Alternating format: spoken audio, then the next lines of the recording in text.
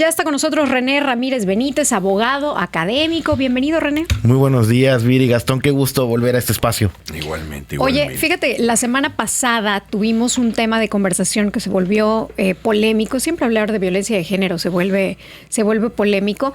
Y la audiencia mandó muchos mensajes y queríamos saber cuál es la realidad legal detrás de la violencia vicaria. Claro. Es el hacer daño a través de los hijos. Sí, así es.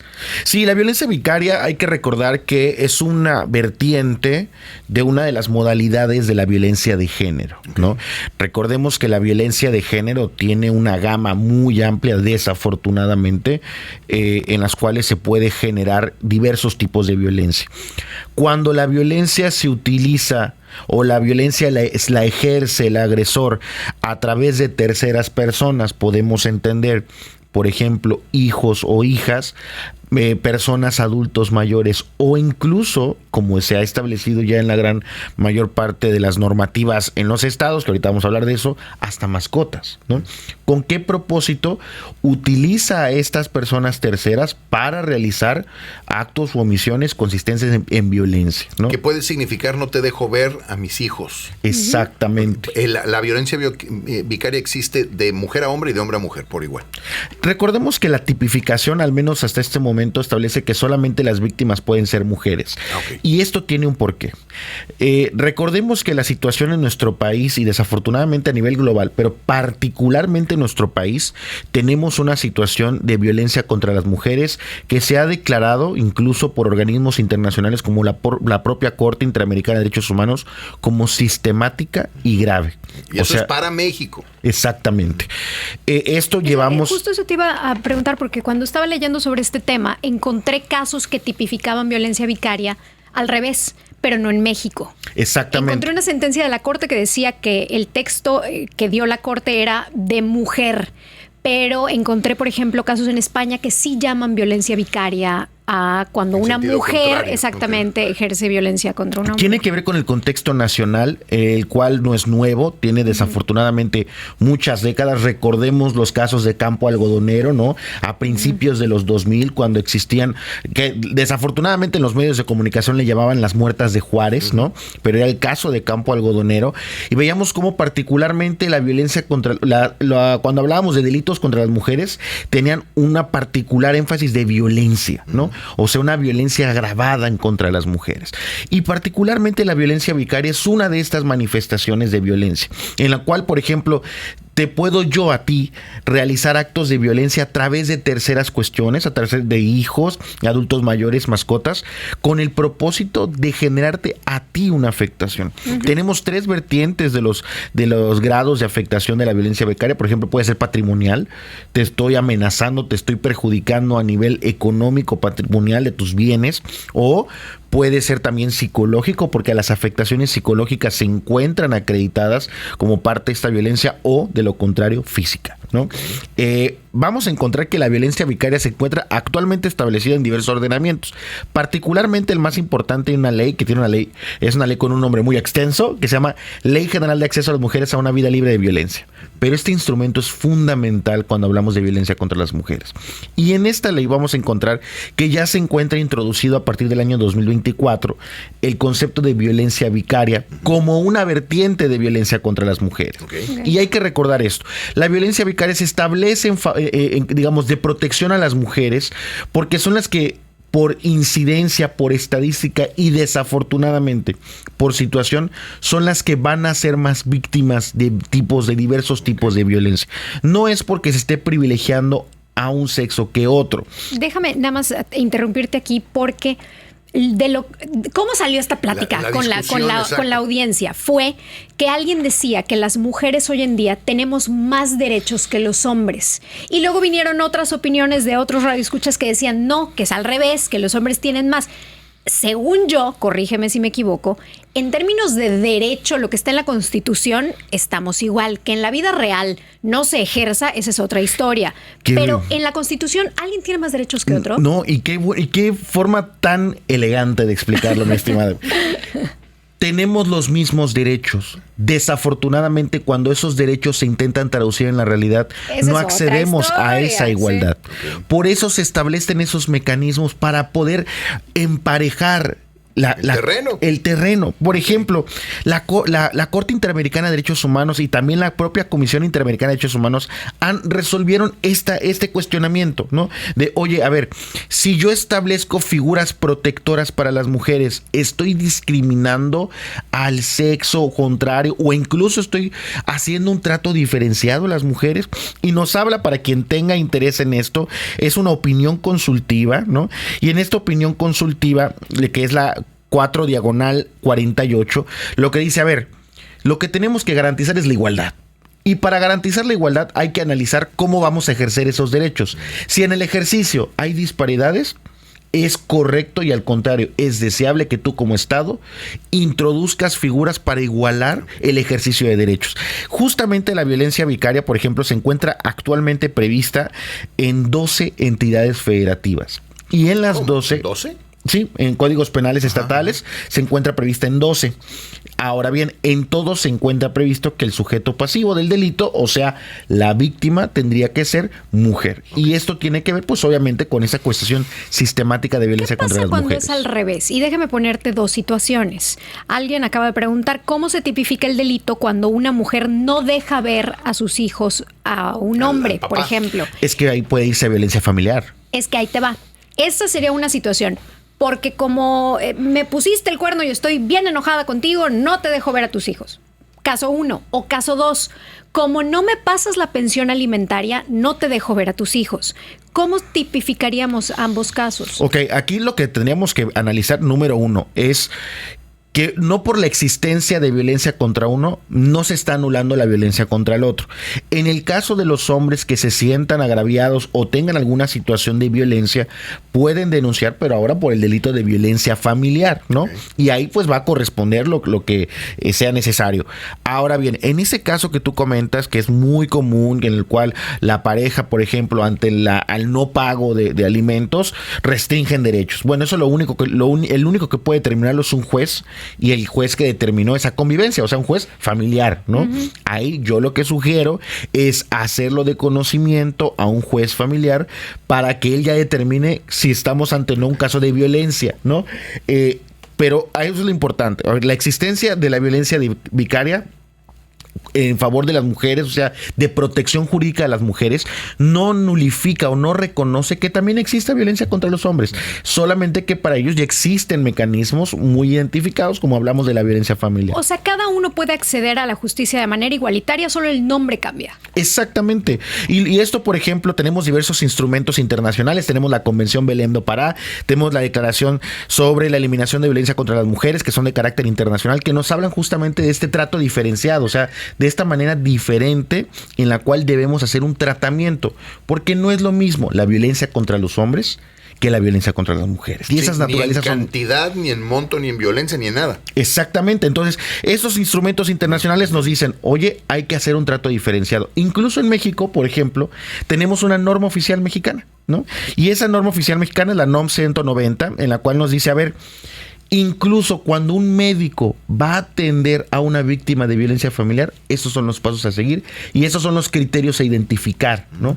Para que veamos qué normatividad existe cuando hablamos de violencia, ¿no? Claro, la violencia vicaria es una vertiente de violencia contra las mujeres. Sí, claro. Y esas circunstancias que tú me comentan ya estaríamos configurando pues algo que comúnmente conocemos como violencia familiar. Y lo interesante de esto es que al final la igualdad aparente en la ley, no necesariamente en la realidad, como decías tú al principio, existe y se tienen que meter a modularlo porque pues, la ley podrá decir que todos somos iguales, pero no nos tratamos como iguales, ¿no? Exactamente. Y no olvidemos de perspectiva algo. Cuando hablamos de violencia familiar, cuando hablamos de violencia vicaria muy fundamental, no solamente tenemos a la víctima directa, que pudiera ser, por ejemplo, la mujer, sino también infancias y adolescencias, claro, que son quienes van a resentir absolutamente estas circunstancias, ¿no? Que incluso es lo que, por ejemplo, la Suprema Corte de Justicia de la Nación ya analizó el término violencia vicaria y analizó, a ver, ¿es constitucional un tipo penal así?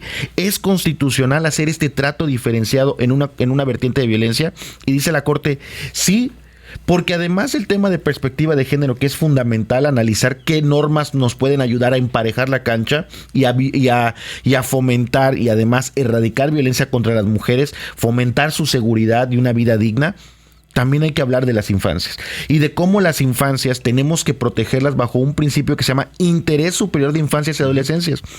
Este tipo de circunstancias, desafortunadamente, a quienes termina dañando a veces de manera irreparable son a las infancias y adolescencias que conviven desafortunadamente en estos ciclos y núcleos de violencia. Una pregunta, ¿hay números, hay estadísticas de si ha funcionado para desincentivar la violencia vicaria el que la ley ahora se aplique o simple y sencillamente existe para castigar al que lo hace y no ha desincentivado absolutamente a nadie? ¿Existe información? Qué gran pregunta, porque esto conllevaría a que si la simple existencia de un tipo penal desincentiva... ¿Qué es lo que se busca al final del día? El feminicidio ya vimos que aunque les pongan cadena perpetua no ha desincentivado nada. Sí, y eso tiene que ver con diversas circunstancias. Me parece que la norma penal como tal no tiene como principio fundamental amenazar a inhibir, por ejemplo. Okay. Tiene como principio fundamental sancionar la existencia. Claro, siempre sabemos que existe cuestión secundaria que si ya es delito...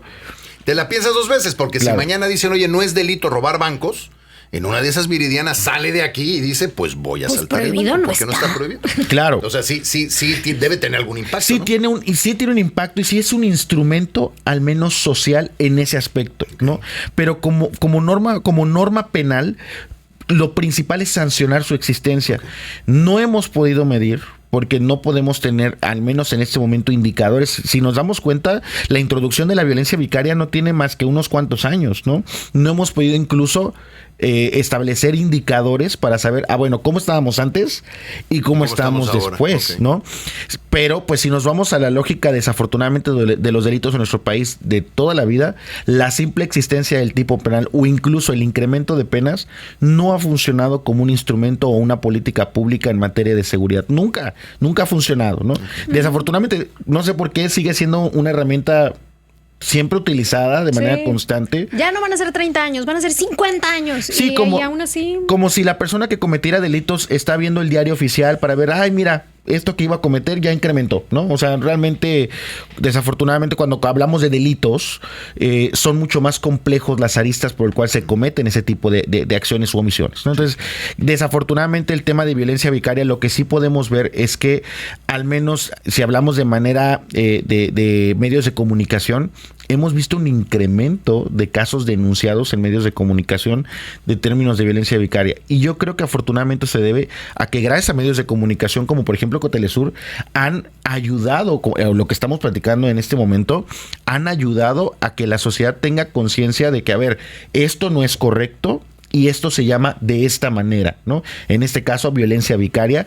Y esto también tiene un impacto positivo en de que las personas que son víctimas de esta violencia pues presenten los mecanismos. Empezando por reconocerla, ¿no? Porque además las personas que nos están escuchando, las mujeres que nos están escuchando, ¿cuáles son las características de la violencia vicaria? Porque probablemente la esté viviendo y no sepa que la justicia le puede ayudar. Claro, y es cuando que le quede claro a la persona que no sé qué cámara estamos viendo, ¿verdad? Pero, hay muchas a la que volteas te vas a... Si ustedes vieran este estudio tan profesional, no sabrían por dónde ver. Estás en esa. Están en la de allá. La violencia vicaria va a ser todos esos actos o omisiones que van a tener por objeto vulnerarla de manera ya sea física, patrimonial o psicológica, y va a utilizar medios indirectos como son los hijos, adultos mayores y hasta mascotas también. Yo lo que le sugiero a la persona, a la mujer que nos esté escuchando es, esto no es correcto, esto es una forma de violencia y usted está en toda la aptitud de denunciar o presentar los mecanismos a través de la justicia familiar que le sean necesarios para evitar estas circunstancias. Sí, siempre. O sea, económica, por ejemplo, pudiera ser, pues si no pasa esto, no pago la colegiatura de los niños. O te saco de la casa. Okay. ¿No?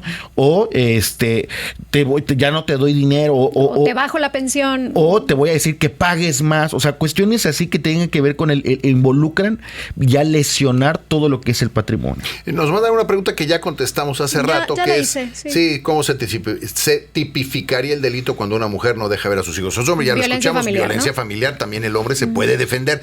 No es porque llegaron ese día muchos mensajes de hombres que decían, oye, pero pues es que las mujeres... Lo que pasa es que es común, también hay que reconocer que es común que cuando una pareja se separa y la madre se queda con la guardia y custodia y al padre le toca dar la pensión alimentaria, cómo se manipula de ambos lados. O claro. sea, el uso a los hijos como recurso para conseguir el dinero, para poder mantener a esos hijos y darles sí. de comer, y viceversa. El padre quiere utilizar el dinero como medida de control para poder ver a sus hijos. Entonces se vuelve un jalar de los dos lados. Para quien tenga interés, si hablamos del caso Yucatán, revisen el Código Penal de nuestro estado, artículo 230 bis, van a ver que este tipo de delitos tiene una pena de entre 2 a 4 años de prisión y no hemos hablado también de alienación parental, que también ese es un grave problema cuando hablamos de temas familiares. Y yo creo que hoy ha sido muy interesante el platicar contigo porque hay muchos hombres que se quejan constantemente de esto. Y entonces es una queja común, no de todos evidentemente, pero sí hay muchos que se quejan. Y lo que nos acabas de explicar es, a ver, la ley es igual para todos, pero en la realidad no la aplicamos de la misma manera y somos injustos e injustas. Y en el caso específico de la violencia vicaria, por estadística se sabe que la mayoría de las veces es en contra de una mujer y por eso se crean leyes para tratar de igualar el terreno. No es que tengan más derechos las mujeres y menos derechos los hombres, eso no es cierto. Exactamente, okay. Exactamente. Así que si usted es hombre y siente que está viviendo algo así, puede alegar violencia familiar y acceder a justicia. Exacto. Así es. Eso es lo importante. Bueno, René, como siempre, muchas gracias. Al contrario, y tenemos que hablar del tema después del tema que dices, ¿no? Sí, claro que sí. Muchas gracias por la invitación.